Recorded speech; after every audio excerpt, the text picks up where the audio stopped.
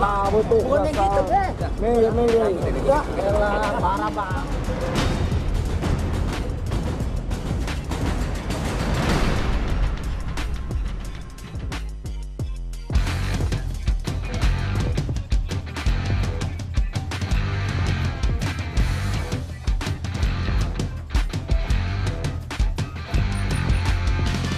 Kemunculan ojek online disebut-sebut sebagai transportasi alternatif warga ibu kota, membantu pergerakan masyarakat di tengah kemacetan ibu kota.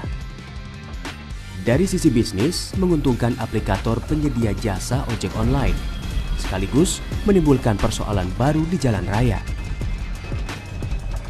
Keberadaan pasukan ojek hijau alias ojol itu justru menjadi sumber kemacetan lalu lintas.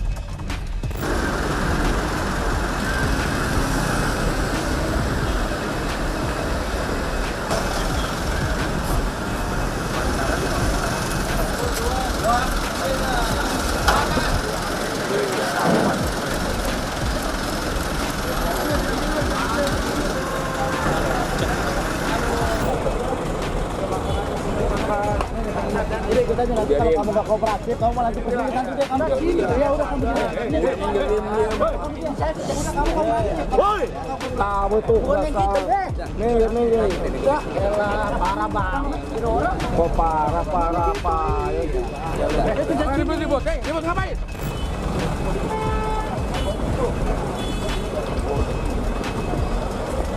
Ada Mas, barangnya ada.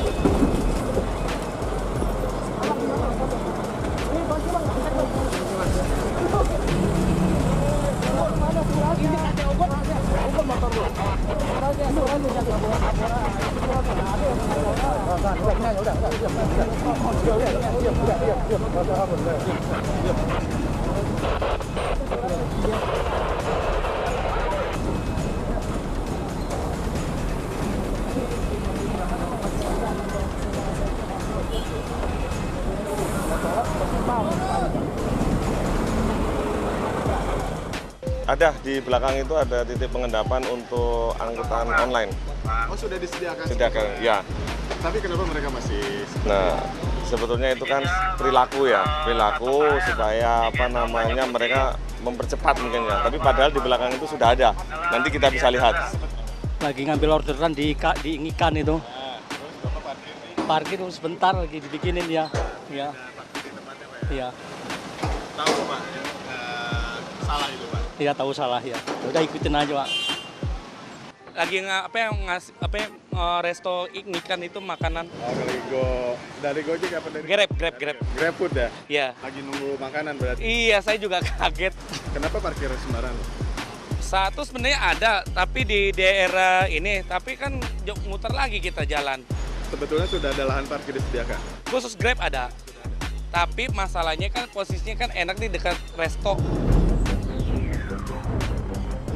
Kemunculan ojek online sebenarnya memberikan angin segar bagi warga ibu kota. Sistem kerjanya memanjakan konsumen. Kemampuannya sanggup menyingkirkan dominasi angkot dan ojek pangkalan. Pengguna ojek online terus bertambah. Pengunduh aplikasi ojek online kian meningkat. Jumlah pengemudi ojek online pun terus naik. Pasukan ojek hijau itu semakin populer di masyarakat. Setelah 10 tahun mengaspal di Jakarta, masyarakat kian mudah mendapatkan layanan ojek online di ibu kota. Potret banyaknya pengemudi ojek online yang mencari rezeki di balik aplikasi.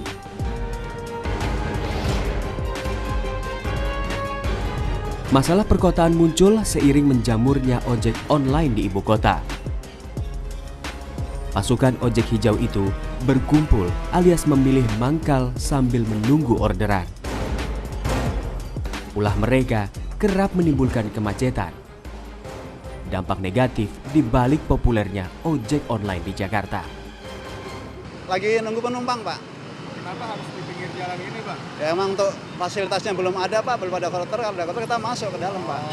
Emang adanya seperti ini. Belum ada shelter istimewa. Belum ada, Pak. Jadi mau nggak mau harus nunggu di pinggir jalan. Betul, Pak, ya. Mau macetin juga nggak apa-apa Bang? Nggak. Ya sebenarnya sih ya kita punya pemikiran ke situ, Pak. kondisi macet, tapi gimana lagi, kita juga butuh, penumpang juga butuh. Kementerian Perhubungan sebenarnya sudah mengatur pola operasional ojek online. Dalam peraturan tersebut, ojek online tidak diperkenankan mangkal menunggu konsumen.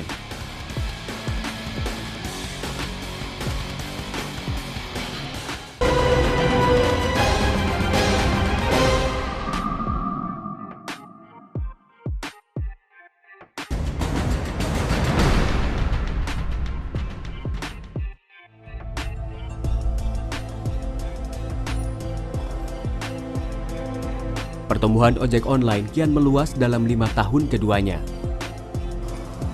Disebut-sebut sebagai terobosan transportasi anti macet, ojek online kini kerap memunculkan persoalan. Mulai dari persoalan tarif, persoalan kategori transportasi umum, hingga keberadaannya yang berkerumun kerap bikin macet. Begitu ada ojol di satu titik, kemudian mereka mengkooptasi ruang jalan demikian masifnya, sehingga ruang lalu lintas itu menjadi terbatas dan akibatnya lalu lintas menerus itu terhambat. Jadi kejadian khususnya di stasiun-stasiun kereta api, kemudian stasiun MRT, dan oleh sebab itu pemerintah Provinsi DKI Jakarta itu melakukan kolaborasi aktif untuk melakukan penanganan. Di mana begitu ada ojol yang mangkal, kita gebah, silahkan Anda jangan mengkooptasi ruang jalan. Dan setelah itu mereka pergi, tetapi kemudian setelah petugas kami pergi, mereka kembali lagi. Pemerintah sempat kesulitan mengatur keberadaan ojek online, termasuk mengatur pergerakannya di jalan raya. Terbentur aturan Undang-Undang Transportasi Jalan Raya yang menyebutkan keberadaan sepeda motor bukanlah angkutan umum.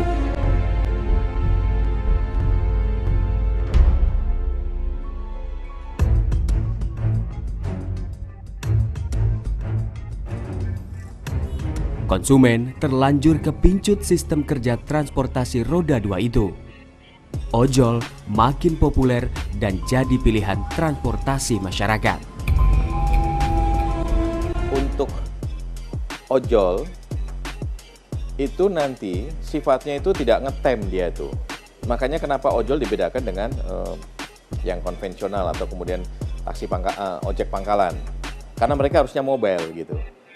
Ternyata pada perkembangan berikutnya, pada beberapa simpul transportasi, terutama di Jakarta yang ada Transjakarta, ada MRT-nya, itu mereka banyak yang mangkal. Dan itu sudah kita lakukan rapat beberapa kali dengan pihak aplikator, termasuk dengan pihak Dinas Perhubungan Provinsi DKI. Di dalam PM nomor 12, di dalam pasal 8-nya, seharusnya adalah tugas pihak aplikator untuk melakukan pembinaan dan pengawasan menyangkut masalah keteraturan dan juga menyangkut masalah keselamatan dari para pengemudi sendiri. Di tengah terus menjamurnya jumlah ojek online, masalah transportasi di jalan raya tak berkurang. Pasukan ojek online kerap berkumpul memakan badan jalan. Pada jam sibuk, kerumunan mereka kerap menimbulkan kemacetan.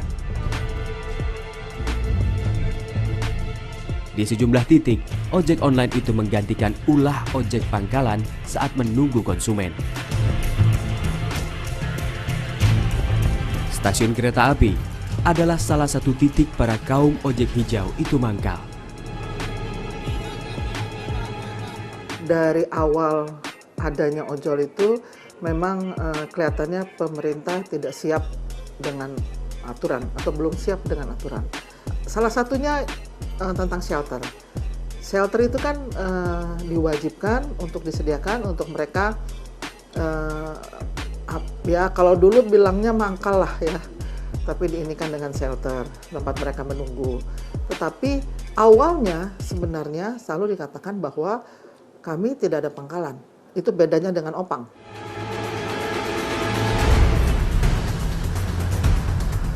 Di stasiun Palmerah misalnya,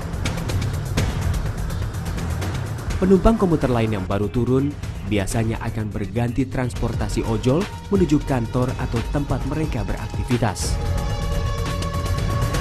mendorong pasukan ojek jaket hijau mangkal di sekitaran kawasan stasiun untuk menunggu para penumpang. Padahal peraturan Menteri Perhubungan nomor 12 tahun 2019 melarang akan hal itu. Nungguin Gojek, lagi mesen.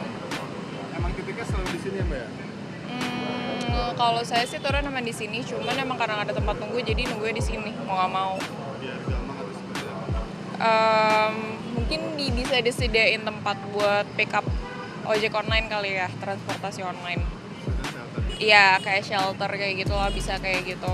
Buat biar jadi kayak nggak ngalangin jalanan juga kan. Jadi selama ini memang titiknya di sini mau nggak mau gitu? Iya, mau nggak mau sih nunggu di sini. Kalau nggak ya harus agak jalan tapi jauh banget. Dan itu tetap di pinggir jalan sih posisinya. Nunggu Grab, mau ke kantor. Iya, selalu di sini. Sebenarnya plus minus sih kan, karena titiknya sebenarnya di sini gampang. Dan satu lagi kan karena di depan Sike, jadi kita juga arahinnya gampang. Cuman ya itu dia, karena terlalu banyak, gak ada shelternya, jadi ya gini padat. Ya sebenarnya sih mengganggu, cuma karena pas kebetulan lewat aja dapat. Cuma kalau yang ganggu kan kalau kita ngetem. Di Stasiun Sudirman, Jakarta Pusat, ojek online sudah memiliki pola penertiban. Penyedia jasa layanan ojol memiliki semacam shelter yang memungkinkan pengemudinya bisa menunggu penumpang di tempat tersebut tanpa harus memakan badan jalan. Tapi bagi sebagian pengemudinya, menunggu penumpang di pinggir jalan lebih memudahkannya dalam menunggu konsumen. Kalau mereka di luar kan tidak mau ikut antri di sini karena mungkin kelamaan atau apa. Dan juga mungkin kesadaran dari driver di lapangan juga. Sebenarnya kita juga udah menghimbau sama driver di lapangan bahwa buat menjaga keamanan dan juga ketertiban di jalan biar tidak mengganggu pengguna jalan yang lain, mari sama-sama masuk ke shelter. Kita udah sering sosialisasi Pak dengan driver-driver di lapangan, tapi ya mungkin kembali ke orangnya masing-masing Pak gitu.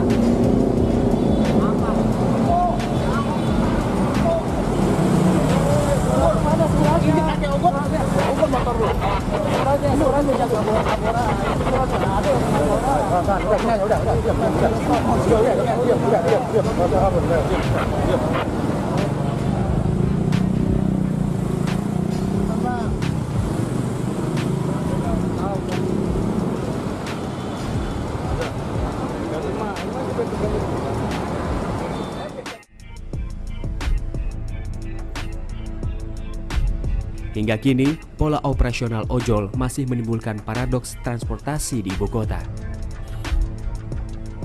Mampu memberikan alternatif transportasi bagi publik, sekaligus menimbulkan kemacetan akibat ulah pengemudinya. Permasalahan ojol ini komplikasi.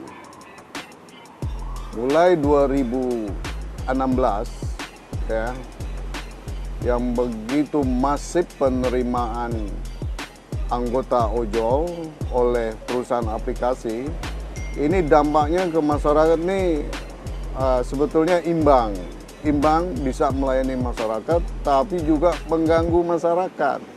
Keberadaan mereka di poin-poin interest, dalam arti poin di mana di sana memiliki potensi untuk menerima order, kebanyakan pengemudi ojol ini mangkal. Nah, itu tentunya mengganggu ketertiban umum. Pemerintah sebenarnya sudah mendorong penyedia aplikasi layanan ojek online untuk membuat shelter ojol di sejumlah tempat. Aturan tersebut masih tarik ulur di lapangan.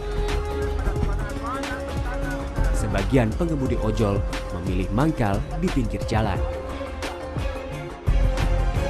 Sayangnya, pihak PT Aplikasi Karya Anak Bangsa pemilik layanan Gojek enggan memberikan komentar.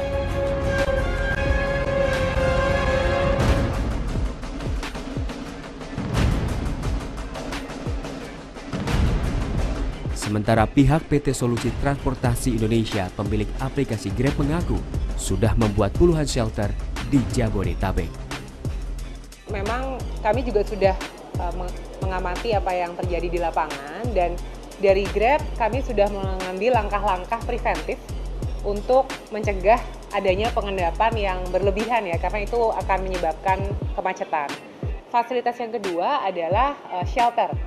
Kalau di daerah Jabodetabek sendiri, kami sudah ada sekitar 94 shelter, di mana mitra pengemudi bisa menunggu sembari penumpang akan menemui mitra pengemudi itu di dekat shelter tersebut, sehingga tidak akan memenuhi ruang jalan.